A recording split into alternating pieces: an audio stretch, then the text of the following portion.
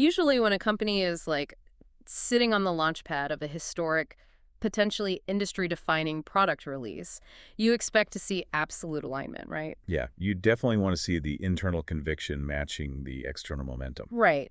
The market is cheering, institutional partners are aggressively lining up, and, the people inside the actual building are holding on to their equity for dear life. Because they know what's coming. I mean, it's the ultimate litmus test for a new venture. Exactly. But in August 2026, we are watching a massive structural contradiction play out in real time. We have a major financial player on the verge of launching a massive new blockchain network. And not just any network. Right. They have blue chip institutional partners like BlackRock and Visa firmly on board. Their stock is up nearly 18% in just 5 days.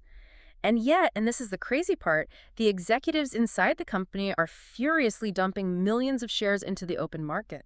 It is a glaring disconnect. When the technical price action and the fundamental insider filings are screaming two completely different narratives, it really forces you to look under the hood. And that is exactly the mission for today. We are taking a deep dive into Circle Internet Group, ticker symbol CRCL, and their upcoming September 16th, 2026 ARC mainnet launch. It's a huge pivot for them. It really is. The goal here is to figure out for you, the listener, how Circle is attempting this incredibly delicate transition from being just a single product stablecoin issuer into a full-scale digital financial infrastructure operator. Basically, we're asking, are investors wildly overpricing the hype of this new blockchain, or is the market fundamentally underestimating the scale of this pivot? Exactly. And to get to the bottom of that, we are leaning on a really robust stack of forward-leaning equity research today. Yeah, we've got their latest SEC filings, real-time FinHub metrics, and some very recent technical price action data to, ground all of this theory in raw empirical reality. Because we need the data to make sense of this. So before we can even look at where Circle is attempting to go with this ARC network, we really need to isolate the mechanics of the massive cash engine they are running right now. Right, because the scale of their current operation is just wild. It is. Circle's core economic moat is USDC. For anyone who doesn't know, it's a US dollar-pegged stablecoin, and they are currently sitting on a staggering $73.3 billion in circulation. Yeah, 73.3 billion. And what stands out to me in the data is that this circulation isn't plateauing, right? It's growing at 19% year over year. That is massive. It's huge. That 19% growth rate is the entire gravitational pull of their current balance sheet. I mean, Circle reported total revenue for the first half of 2026 at $1.395 billion. Wow. Yeah, with Q2 alone pulling in $701 million. But the metric that really matters for a company trying to fund a massive technological pivot is their operating cash flow. Because that's the real cash they can use to build. Exactly. In the first half of the year, they generated a massive $538.5 million in pure operating cash. And I think this is where the underlying mechanics of the crypto industry get misunderstood by traditional investors.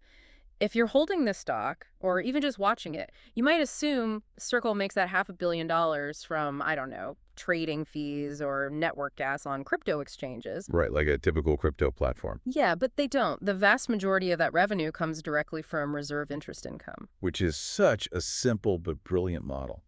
For every single USDC token they issue out into the digital ecosystem, there is a real US dollar, or a highly liquid dollar equivalent, sitting in a reserve account backing it up. So it operates almost like an incredibly profitable toll booth on a financial highway. But instead of charging you every time you drive past, they just take your cash, park it in ultra-safe short-term treasury bills, and keep all the interest those T-bills generate. Exactly. And when you are sitting on over $73 billion in that parking lot, even a modest interest rate prints an absolute fortune. But I mean, if we follow that logic, it exposes a massive vulnerability, doesn't it? Oh, absolutely. Because if they are making all their margin off treasury yields, a Federal Reserve rate cut doesn't just trim their profits, it fundamentally slashes their core revenue. It feels like a massive trap. It is. The rate trap is the primary bear thesis for any stablecoin issuer right now. If the Fed cuts rates by, say, 50 basis points, the yield on those tens of billions in reserves compresses immediately. Circle's revenue takes a direct, unmitigated hit. Right. However, what is buffering them, and why the stock has shown so much resilience lately, is the mechanics of operating leverage. Okay, break that operating leverage down for me. How does that actually insulate them from a rate cut? Well, it becomes a pure volume game. If USDC circulation continues compounding at double-digit rates like that 19% we noted earlier, the sheer velocity of new capital entering the reserves offsets the lower percentage yield. Oh, I see. Yeah, think about the math. Earning 4% on $100 billion generates more raw cash flow than earning 5% on $70 billion. Right, because the pie gets so much bigger. Exactly. As long as the adoption curve outpaces the rate cuts, their total cash flow can technically still grow. And this foundation of highly profitable capital-light cash generation is a major reason CRCL is up 42.78% over the last 26 weeks. Which is a huge run. It is. It's currently trading around $87.98. But they clearly know they can't outrun rate cuts forever just by scaling volume. The math eventually catches up to you. It always does. Right. And that existential threat to their interest revenue explains the timing of this massive pivot.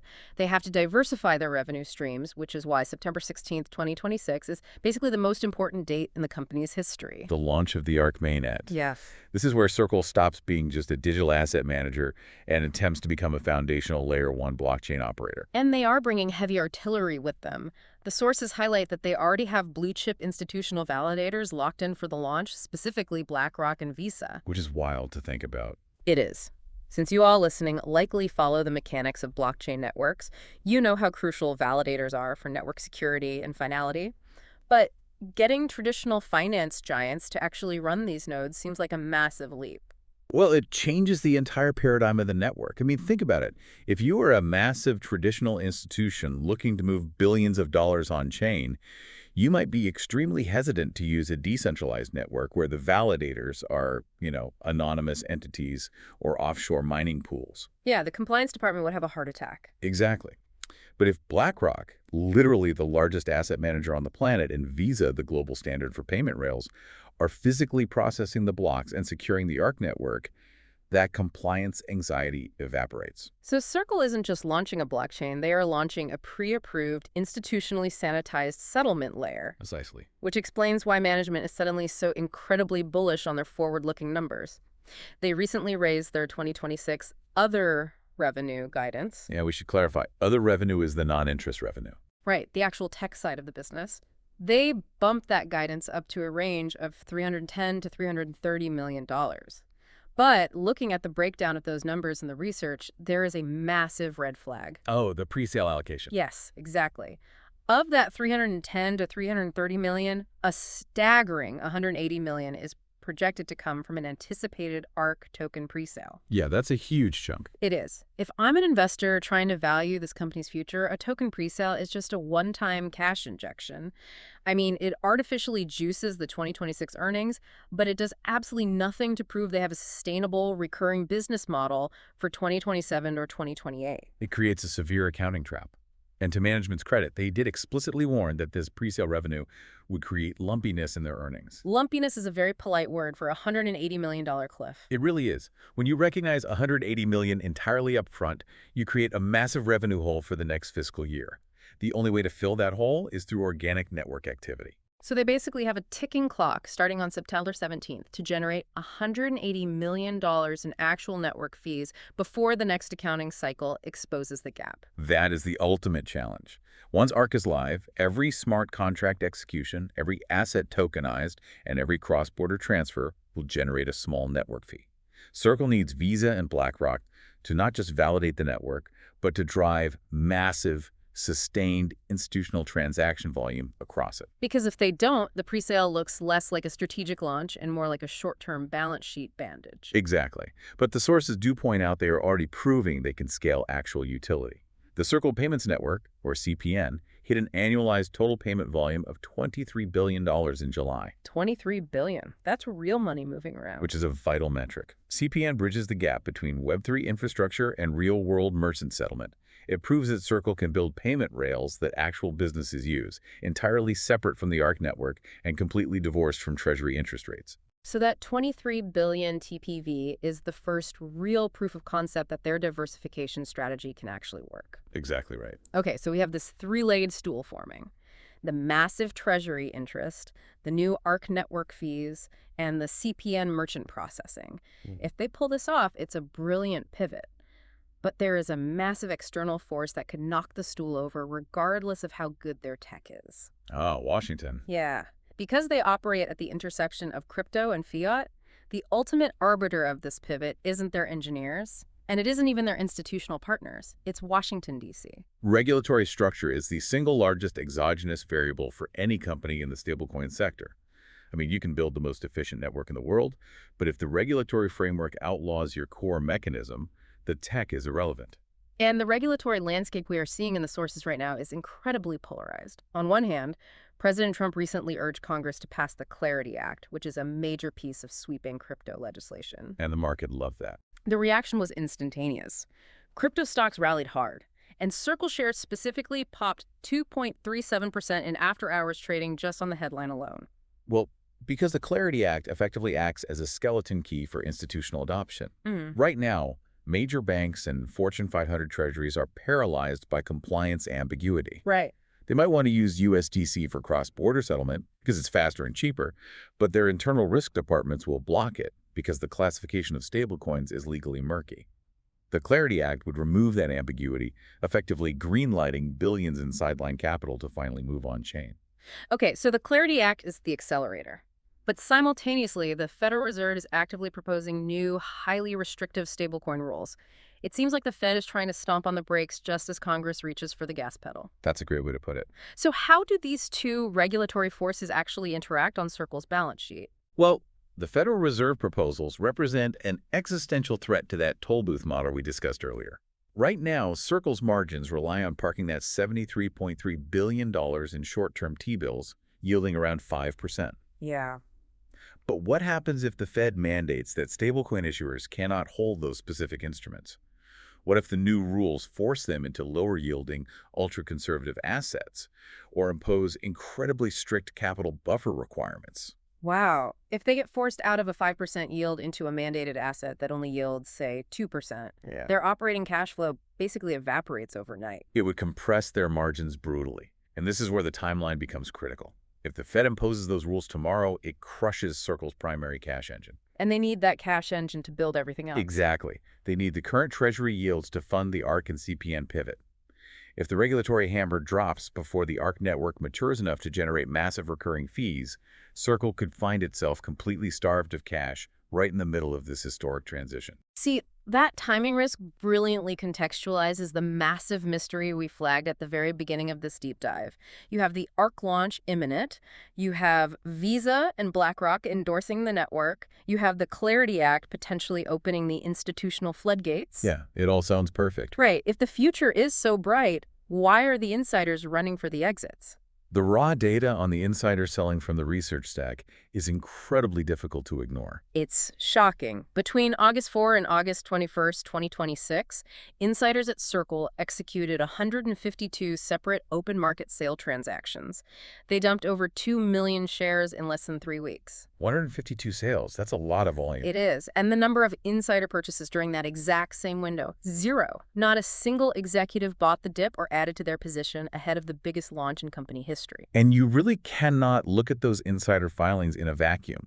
You have to overlay them with the current technical indicators to understand the actual market psychology at play here. So let's look at those technicals. The Relative Strength Index, the RSI, is currently sitting at 83.77.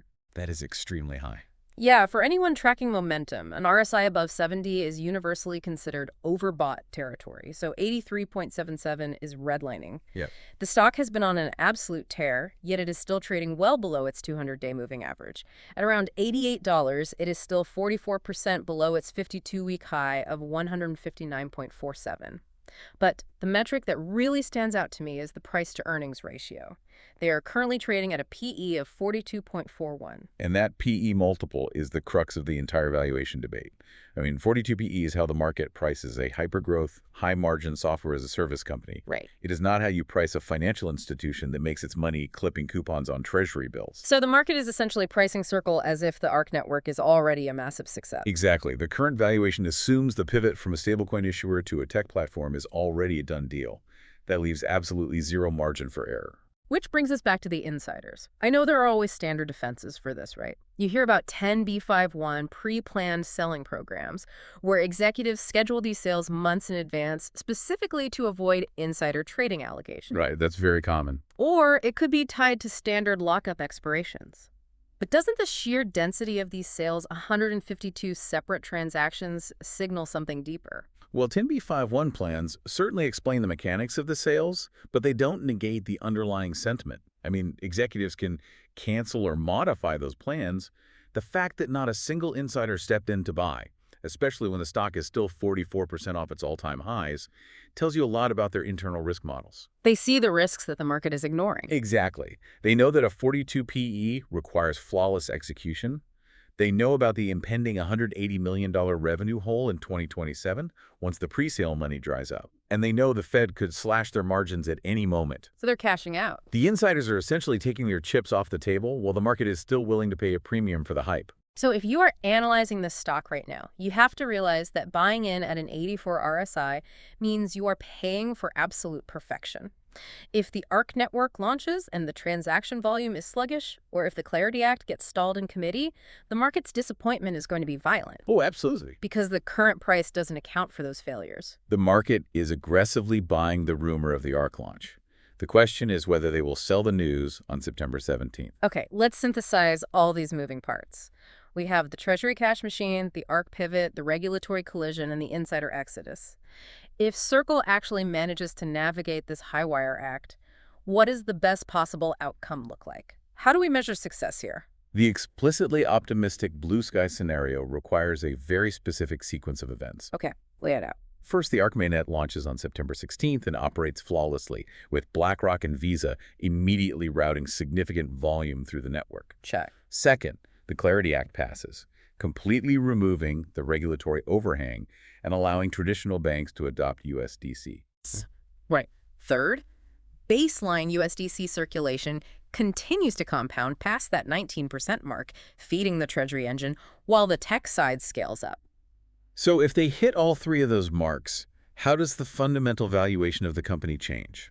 It triggers a permanent structural re-rating.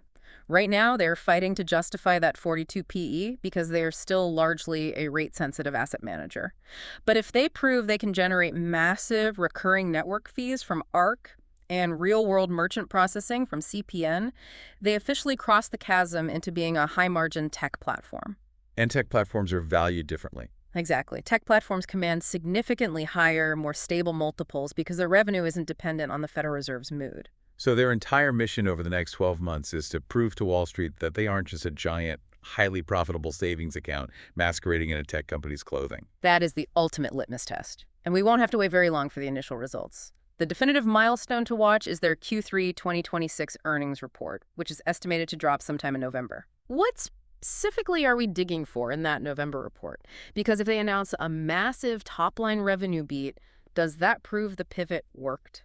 Actually, a top-line beat could be a complete mirage. Oh, because of the pre-sale? Exactly. Remember that $180 million token pre-sale? That massive injection of one-time cash will likely hit the top line, making the gross revenue look spectacular. You have to ignore the headline number and drill down into the other revenue line item. You need to look for the actual usage fees. Yes. You need to look for undeniable evidence of organic, recurring ARC network fees and escalating CPN merchant transactions. Because if that recurring revenue is flat and the only thing propping up the quarter is the pre-sale cash, the entire tech platform thesis begins to crack. If the underlying network utility isn't there, the diversification narrative fails. And suddenly, all those insiders who dumped 2 million shares in August are going to look incredibly prescient.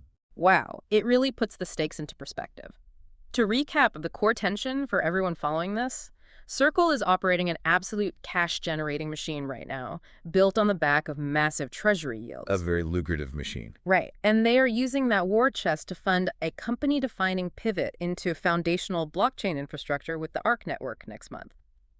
But between the dense cluster of insider selling, the heavily overbought technicals, and the looming threat of the Federal Reserve intentionally crippling their core business model, this transition is incredibly fragile. It's a high-wire act being performed in a windstorm. Mm-hmm. But if we pull back and look at the broader macroeconomic picture, there's one final critical dynamic that isn't explicitly laid out in the equity research, but it's something you have to factor into your long-term thesis. Oh, what's the hidden variable? Consider the role of BlackRock and Visa.